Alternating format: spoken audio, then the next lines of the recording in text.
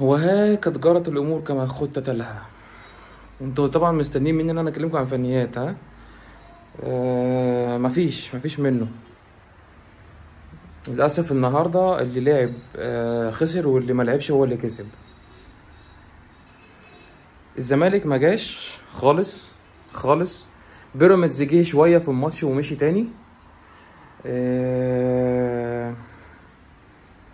الاهلي جه اول 17 ثانيه لغايه ما جه الجون، وبعد كده ما شفناهوش لغايه الشوط الاولاني ما خلص، ولغايه ما سيراميكا جاب التعادل.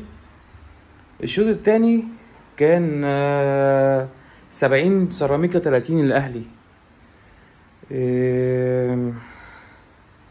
يوم عجيب يعني، او مش عجيب، هو يعني مش عارف اقول ايه. هو المفروض ان هو يعني الناس قريته خلاص. الناس قرت اليوم من ماتش بيراميدز والزمالك، واتاكد قوي في جون الاهلي الاولاني بتاع طاهر محمد طاهر، اللي بسام يعني تحس ان هو ايه، عرقان ومش عايز يبين عرق كده، فايه ما نطش، مش عايز يفتح ايده لفوق.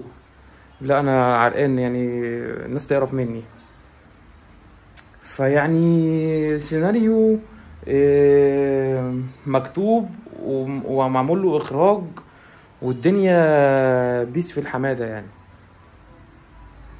بس ده طبيعي وده لازم، لان هم الناس الشركات الراعيه السنه اللي فاتت اتقرصت لما بيراميدز والزمالك لما الزمالك ما راحش وبيراميدز لعب الاهلي في النهائي السوبر.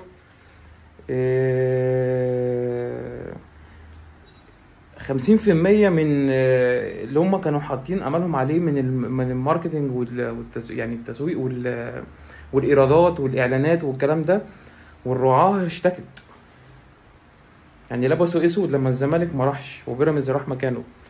فلا، لما مش هينفع بقى يعني ماتش ببطوله دافعين فيه رعايه قد كده ودافعين فيه فلوس قد كده، لازم الجماهير كلها، مصر كلها وافريقيا والشرق الاوسط كله بيتفرج عليه، لازم كله يتفرج عليه. ما ينفعش 50% بس اللي هو الاهلي او الزمالك. فطبيعي بيراميدز يلعب احسن شويه من الزمالك ويخسر هو عادي. طبيعي ان سيراميكا يركب الاهلي، يعني انا اسف بس دي حقيقه. الاهلاوي هيتفق معايا قبل الزملكاوي بالمناسبه ان سيراميكا حطت على الاهلي ماتش يعني 70% من الماتش، يعني الشوط الاولاني كله ونص او اكتر من نص الشوط الثاني.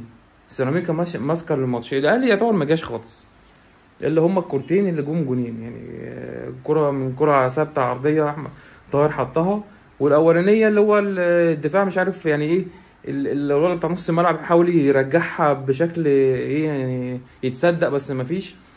بسام يعني كنت يعني احبكها اكتر من كده شويه بسام، عشان كده انت مقري قوي. بس يعني ما علينا، هو كده ولا كده لازم كان الاهلي والزمالك يروحوا النهائي، مع انهم هما الاثنين ما يستحقوش، لا الاهلي ولا الزمالك، الاثنين زي الزفت زي الزفت. وكولر النهارده ابتدى بطريقه يعني اللي هو ايه، انا بحضر للماتش الجاي كده كده، انا كده صاعد. غير الطريقه وغير اللعيبه وغير كل حاجه، بيحضر للماتش الجاي. حس بس ان الماتش ممكن يتخطف شويه ولا حاجه، قام جاي منزل وسام وحسين الشحات ومش عارف ايه وايمن الرمادي. كابتن ايمن يعني انا ارفع لك القبعه بصراحه، انت بتلعب كوره جميله جدا، ممتع يعني. انت بتتفرج على سيراميكا وقبلها اسوان وقبلها مش عارف كان ايه تاني. انت راجل ممتع يعني، كورتك حلوه جدا، مثلثاتك ومربعاتك، اللعيبه بتتحرك في مساحات صغيره، وكل اللعيبه بتعرف تلعب كوره، مش عارف يعني دي انت بتعملها ازاي، حتى لو هي مستواها فنيا قليل، بس كله بيعرف يطلع من الضغط في مساحات صغيره. مثلا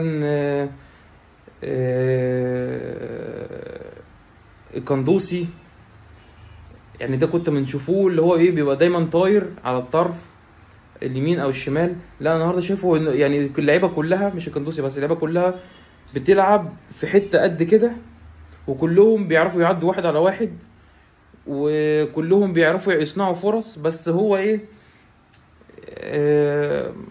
يعني ادي الله وادي حكمته، انت في مصر ولازم تخسر عشان الاهلي يروح السوبر النهائي. وبيراميدز للاسف انت كنت احسن من الزمالك شويه، مش كتير شويه، بس لازم تخسر. انت لازم الزمالك يروح السوبر، لازم يروح النهائي.